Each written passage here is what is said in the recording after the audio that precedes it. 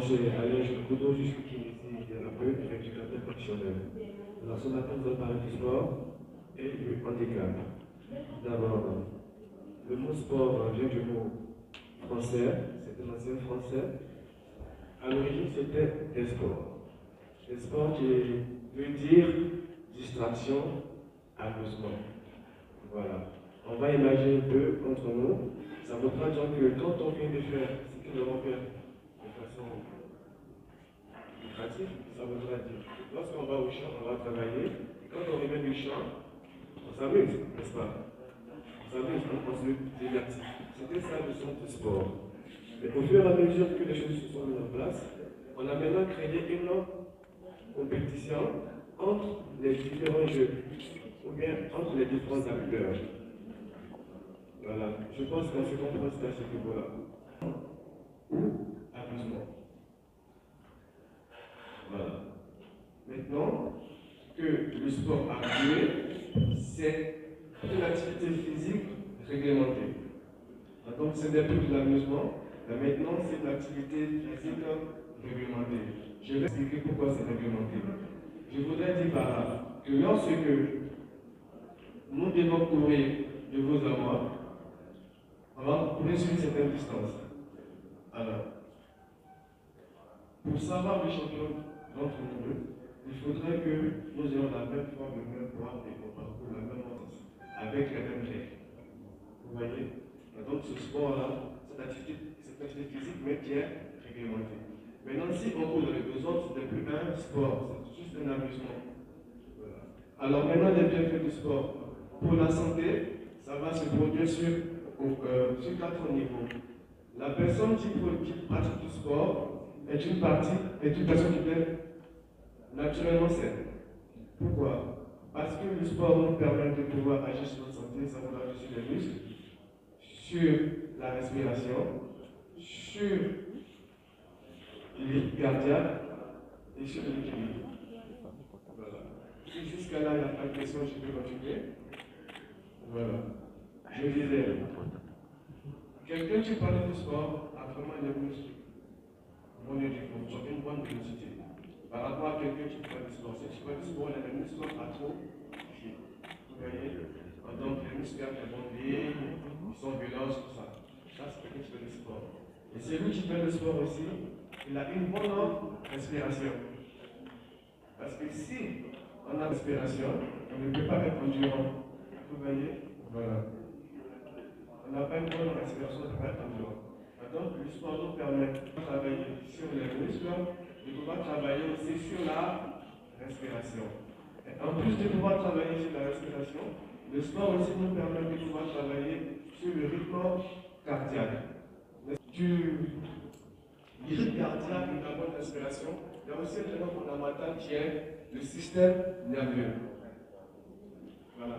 Le système nerveux, c'est très important. C'est ce qui nous permet de pouvoir bouger. C'est quand le cerveau commande, il faut pouvoir réaliser ce que le cerveau dit. Mais le premier aliment du cerveau, c'est l'oxygène. C'est que le premier aliment du cerveau, pour que nous puissions résister et bouger, si nous n'avons pas une bonne capacité respiratoire, nous n'avons pas une bonne motricité. Je ne sais pas si c'est pas tout technique. Quelqu'un qui ne respire pas bien n'a pas une bonne motricité. Quels seront les effets négatifs sur son corps? Puisque soit la personne qui est en situation de handicap ne peut pas courir, ne peut pas faire un certain nombre de mouvements. Et vu que cette personne ne pourra pas faire de mouvements, elle finit de manger, évidemment, elle n'aura pas le temps d'aller marcher, elle ne pourra pas marcher et faire un certain nombre de choses liées au sport. Alors, quelles sont les conséquences liées à cela? Le sport, ça, c'est un jeu d'esprit. Comme j'ai dit, le sport, c'est rien qu'une compétition qui appartient à des règles. C'est à ça. Vous voyez un peu. Maintenant, ce dont vous parlez, c'est l'activité physique. C'est qu'il faudrait que le corps bouge. C'est une activité physique. C'est comme balayer la maison. Ce n'est pas un sport, c'est une activité physique. Mais dès lors qu'on dit on va faire un concours de balayer, en ce moment, ça deviendra un sport. Parce qu'on va dire tu vas balayer 5 mètres carrés, moi aussi je vais balayer 5 mètres, les mêmes balais, Et on va voir, tu vas finir le premier. Voilà comment on définit le sport. Mais quelqu'un qui prend son temps pour balayer une salle, c'est vrai, c'est une activité physique, mais ce n'est pas un sport. Voilà, ça c'est clair. Alors pour quelqu'un qui est handicapé, il y a plusieurs types de handicap. Bon, dans notre jargon, par exemple, on dirait quelqu'un qui est grabataire, quelqu'un qui est légume, il fait des tétraplégies et des coucher comme ça. N'est-ce pas? Il ne peut pas faire le sport, mais il a quand même bougé son corps. Même le petit muscle peut bouger plus vite. Bouger. Voilà. Il faut que le muscle bouge.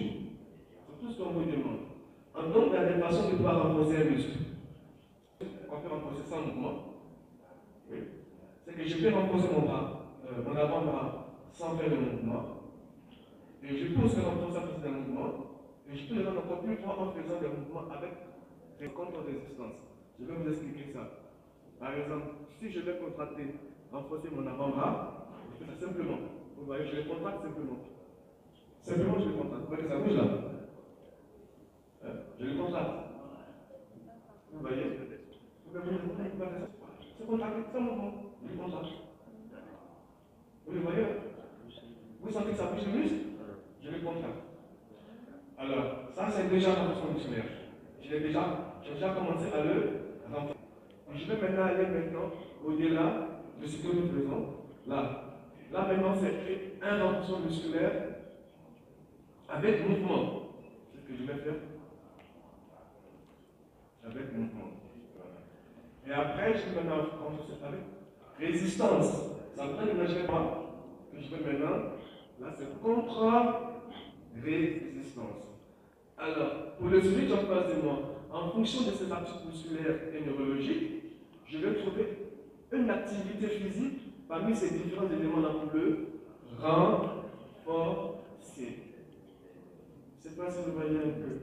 Donc, je ne vais pas vous demander de courir comme moi, mais au moins, je vais te demander de faire un mouvement de renforcement musculaire en fonction de tes capacités. Voilà. Vous voyez, tu ne peux pas courir. Donc, tu ne peux pas renforcer ta capacité respiratoire. Comment je peux le faire en courant? Donc, je peux dire, par exemple, il faut rester en apnée. Parce que tu coupes ta respiration. Je compte à 10. Quand tu relâches, pouf, le poumon commence à aller très vite. Donc, quand on renforce ta capacité respiratoire, mais sans parcourir une distance. Voilà, vous voyez. Donc, à chaque sujet que nous avons face de nous, nous avons une technique forcément de ses potentialités. Voilà. Même c'est cela. Le sport, c'est une compétition, mais en termes de handicap et de thérapie, c'est une activité physique qu'on prescrit à un sujet en fonction de sa capacité. Adapté ici en Côte d'Ivoire pour les sports en fonction des personnes vivant avec handicap. Je voudrais parler de fédération. Parce qu'il n'y a pas longtemps, je viens d'Abu Dhabi, de Dubaï, avec l'équipe de la Côte d'Ivoire, la fédération, avec ça olympique. Voilà, nous étions là-bas, on a fait quand même beaucoup de trophées. Mais avant qu'on ne parte, quand même, on a fait des activités d'entraînement, des choses comme ça. En Côte d'Ivoire, il y a handisport, comme on l'a dit. Il y a la fédération olympique, il y a une fédération qui s'occupe des personnes. C'est ce que je réponds. Activité physique pour les personnes en situation de handicap. Est-ce que vous pensez que les personnes en situation de handicap s'intéressent plus ou moins à l'activité physique? Est-ce qu'ils vous contactent sur le monde pour pouvoir avoir, par exemple, vous avez fait des démonstrations tout à l'heure, pour une personne qui n'a pas de mobilité physique, il y a forcément des activités qu'elle peut faire. Est-ce que cela est vraiment sûr de toutes les personnes qui viennent vers vous? Parce que les gens sont handicapés, ce n'est pas parce qu'il n'a pas de sport, c'est parce qu'il est malade. C'est lorsqu'il est malade de son handicap en fait. C'est en ce moment qu'il peut aller kiné. Mais tant qu'il peut se promener comme vous le faites, il n'a pas besoin de kiné. Voilà. Pour lui, ça va bien. Ça ne gêne pas aussi. Mais par contre, selon son kiné, il gagnera un peu plus. Vous voyez, en fonction de ce que je vais lui montrer. Renforcer le muscle, il faut l'avance. Parce que si un sujet ne renforce pas son muscle, au fur et à mesure qu'on prend de l'âge, il met du poids, il y aura toujours des problèmes d'arthrose, des choses comme ça qui vont s'installer, parce que les muscles ne sont pas équilibrés. Donc il y aura des frottements osseux qui vont s'imposer. Et moi, ça va être personnalisé. Hein. Le monsieur qui m'a posé la question tout à l'heure, il souffre d'un djego. Nous appelons ça djego. Il marche sur le revers du pied. Mais ça, c'est rien du tout. C'est parce qu'ils n'ont pas fait la prise en charge comme ils se devaient. Sinon, ça, c'est pas quelque chose qu'on va grandir. C'est rien du tout, ça. Vous voyez? Sur la personne. Vous voyez? Ça, par exemple, c'est juste 2 ou 3 pauses de place entre les bébés. Une chaussure orthopédique, et puis on attend qu'il marche, c'est pas tant qu'il ne marche pas, on n'arrête pas de prendre en charge. C'est d'abord mental. Je ne veux pas que je l'attache. Si je m'envoie pendant une semaine, si je retire le morceau de bois, je ne peux pas faire comme ça. Parce que mon cerveau aurait déjà intégré ça, c'est bloqué. Mais tout dès que je pense qu'on a rééducation pour la médecine, c'est parti. Voici le système. Et là, c'est lorsque ce n'est pas lié à un problème neuro. Parce qu'il y a des atomes qui posent, des maladies comme ça. Mais quand tu le testes, et que c'est juste la de posture, ça passe facilement. Même quand c'est neuro aussi, on attaque. Vous voyez? C'est pour cela qu'il ne faut pas rester dans le kiné. Il faut toujours le voir. Même le strabé, les PF, paradis facial, des choses comme ça. Vous voyez? Voilà. Donc le kiné, il fait beaucoup de choses. Mais on ne voit que le kiné dans la salle de sport, la salle de massage. Non, non, ça. C'est vrai que c'est de mes compétences, mais moi, ça ne m'intéresse pas. Je ne suis pas dans l'esthétique, je suis dans la thérapie. Voilà, je préfère faire la thérapie. Voilà. Il y a des enfants qu'on appelle communément les enfants serpents, les pieds vétiens, tout ça. Ce ne sont pas serpents, c'est juste un problème moteur. Et pour cela, on les laisse comme ça. Hein? Quand ça arrive, on n'a pas le temps, on a plus les parents, mais on rentre, on va le kinésithérapeute. Voilà. Ok, quand ces choses-là arrivent, quel est votre apport à ce niveau? Quelle est votre manière à vous de passer l'information pour que la population vienne au contact pour tout ceci? Parce que pour nous, un kinésithérapeute se voit que pour le sport, ce que vous venez de définir n'est pas connu et sûr de tous. Quel est le moyen que vous utilisez pour que cela puisse être vulgarisé? C'est vrai que j'ai fait des consultations un jour, j'ai au moins 2 ou 3 jours de thérapie, et puis j'ai un jour qu'on appelle la CCC, la communication pour le changement du comportement. Alors, je vais des fois dans les centres hospitaliers, dans les hôpitaux de proximité, les maternités, où les femmes sont déjà enceintes. Donc, pendant les séances de PZ des autres enfants et des vaccinations auprès d'eux, je viens et je prends mon temps pour expliquer au futur moment, ou bien au moment qui ont déjà des enfants, les précautions à prendre et comment regarder son enfant. Vous voyez, ça c'est à mon niveau. Et même je vais aussi dans les écoles. Je vais aussi dans les écoles pour dépister aussi certains enfants qui ont un handicap. Voilà. Vous voyez un enfant qui lui écrit par exemple B, vous voyez, le B c'est comme ça, n'est-ce pas? Lui il va te faire le B en vert. Et ça, tu vas faire ça 1000 fois, faire la même chose. Et tu vas le battre pour rien parce que vous ne voyez pas la même chose. C'est comme moi je te donne parce que 6. Mais ça dépend de la position que nous avons. Si moi je suis vers le bas, moi je vois 9, si tu passes vers le haut, tu vois 6. Mais comment est-ce qu'on peut dire la même chose si on n'est pas. Donc si tu viens de mon côté, tu vas dire 6. Et si je vais de ton côté, je vais dire 9. Vous voyez? Alors ça aussi, on en trouve au niveau des enfants handicapés. Je vais écrire U, je vais écrire N. Parce que le U c'est comme ça, et le N c'est comme ça. Donc c'est le jeu du mémoire. Et ça, il y en a encore dans les écoles. Donc quand on peut, on va dans les établissements, on fait des communications dans les centres hospitaliers comme dans les établissements. Par moment aussi, on va dans les quartiers, je n'aime pas dire précaires, mais seulement dans les différents endroits où on peut parler de handicap. Voilà, très souvent les gens ont peur, mais il faut leur dire quand même c'est une vérité. Voilà. Merci à M. Alain Jules Boudou qui ce matin nous a parlé du sport et de l'handicap. Merci de nous avoir édifiés. Merci. Voilà. Cette joie tout en sachant que la souffrance, vous l'abordez au quotidien.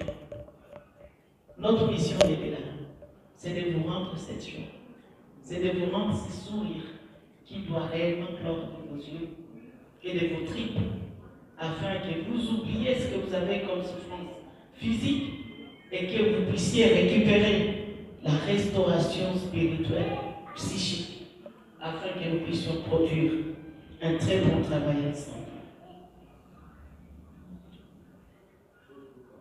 Pour tous ceux qui sont éloignés du monde aussi, d'avoir les biens, que ce soit les logements décents, que ce soit un travail décent, parce que le chômage vous touche en premier lieu, nous voulons vous dire que nous allons définir ensemble des projets qui vont remettre la justice sociale en place, l'équité et surtout la fraternité entre nous. Promouvoir les personnes vivant avec handicap, ce n'est pas une mission facile. Mais nous savons que si vous y mettiez du sien, les gens qui ont toujours banalisé votre activité, demain ou après-demain, c'est les mêmes gens qui vont courir derrière vous. Malheureusement, souvent les politiques, ils viennent vers vous juste pendant la période de campagne électorale.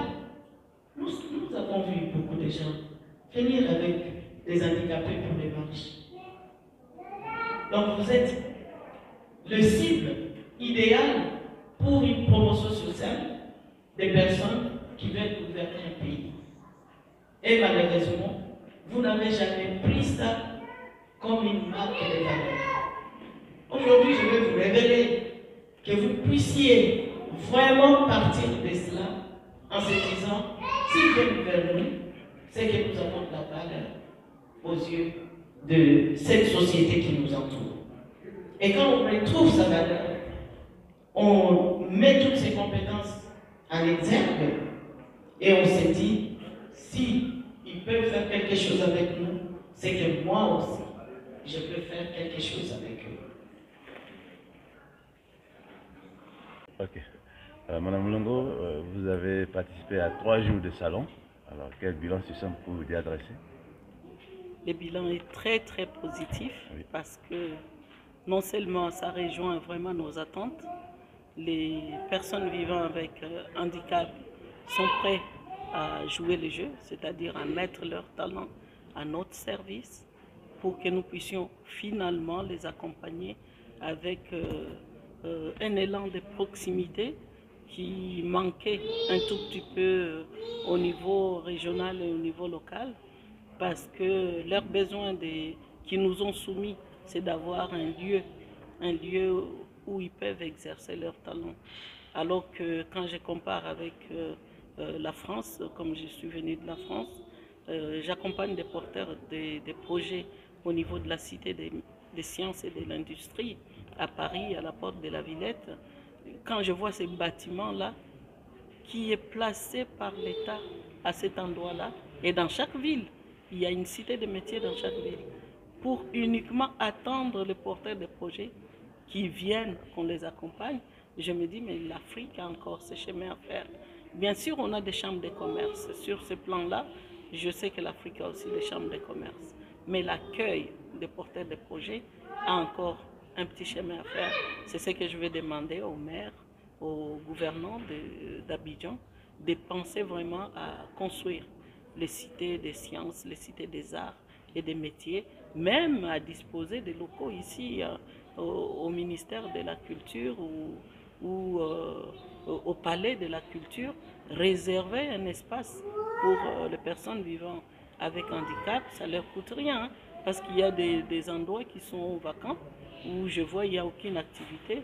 Donc ils peuvent bien libérer des espaces comme ça, des espaces d'expression pour les personnes vivant avec handicap, en tenant compte aussi de leur mobilité, donc mettre un accès facile pour leurs chaises roulantes. Et vraiment, si je cite Néphiste, quel exemple d'Adamo, je crois que tout le monde connaît bien, avec ces tableaux qu'il peint sans les mains, Ces miracles-là, je crois qu'aucun dirigeant ivoirien ne peut ignorer la présence d'Adamo à Abidjan. D'accord. Les handicapés en Côte d'Ivoire, comment vous les trouvez? Comment sont sortis selon vous pour ce que vous avez constaté? Ceux qui sont venus à la sauver, en tout cas, me donnent beaucoup d'espoir. Parce que ils nous ont nourris, ils nous ont accueillis, ils ont pris en charge notre hébergement et ils ont fait des invitations officielles qui sont passées au niveau de la France. Je me dis, cette synergie-là, cette compétence-là, ce n'est plus quelque chose à gaspiller. Si l'État pouvait se reposer à ces acquis-là pour leur donner encore plus, moi j'aimerais même qu'il crée un ministère à part entière de prise en charge des personnes vivant avec handicap. En RDC, nous avons fait un petit progrès parce que nous, notre ministre aujourd'hui, actuellement, avec notre président Félix Tshisekedi, le ministre des Affaires sociales, c'est une personne vivant avec handicap. Donc, il y a des symboles comme ça qu'on peut montrer à toute une population qu'on ne reste pas là à banaliser la situation de personnes vivant avec handicap en posant des gestes concrets de prise de décisions qui soient vraiment effectives, qui montrent que non, on y pense, mais aussi on agit en leur faveur. Donc, intégrer comme les ministères qui étaient là le premier jour, j'ai beaucoup loué leurs efforts, les ministères de construction, quelque chose comme ça. Ils ont une vingtaine de personnes vivant avec handicap dans leur effectif. J'ose pas ne pas oublier le maire de Makori qui nous a prouvé qu'il peut avoir un lieu pour la kinésithérapie. Il a pensé à ça et je vais d'ailleurs prendre rendez-vous avec lui parce que on a un projet de création de prothèses à base de titane de la RDC qui va vraiment transformer le monde médical parce que c'est une invention qui n'existe nulle part au monde. Quand vous utilisez la titane pour faire les prothèses, les minéraux de la titane se fondent dans les os. C'est-à-dire c'est comme si on recrée l'organe abîmé, alors que dans le monde entier, on utilise encore les crochets. Donc j'irai dire au maire de Makori que nous allons faire l'expérience d'implanter un laboratoire avec la fabrication de nouvelles prothèses à base de titane qu'il viendra chercher en RDC et de renforcer encore son centre kiné pour que nous puissions soigner nos malades avec ce brevet qui les attend. Okay. On a vraiment de la chance de voir qu'ils ont pensé à cette initiative.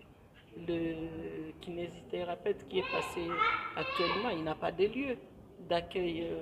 C'est lui qui a témoigné qu'il va vers les écoles. Mais non, il faut l'équiper d'un gymnase où il peut rencontrer vraiment les handicapés et que les handicapés sachent aussi qu'il y a un lieu réservé à eux ou un kiné à disposition.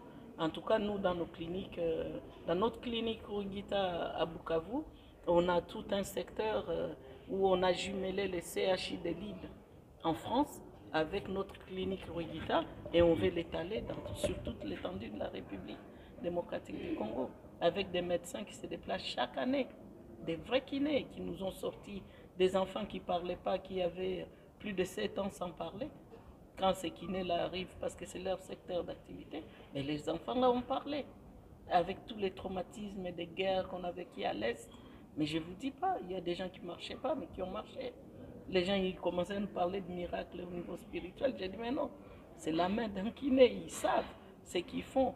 Donc, sortons un peu de notre monde un tout petit peu traditionnel et faisons confiance à l'invention, la créativité. Au niveau médical, il y a tellement de progrès et que nos frères, ils ont souffert comme ça parce qu'à leur naissance, il n'y avait pas tout ce que nous avons aujourd'hui, mais avec la nouvelle technologie, une petite opération peut les aider à aller plus mieux qu'avant.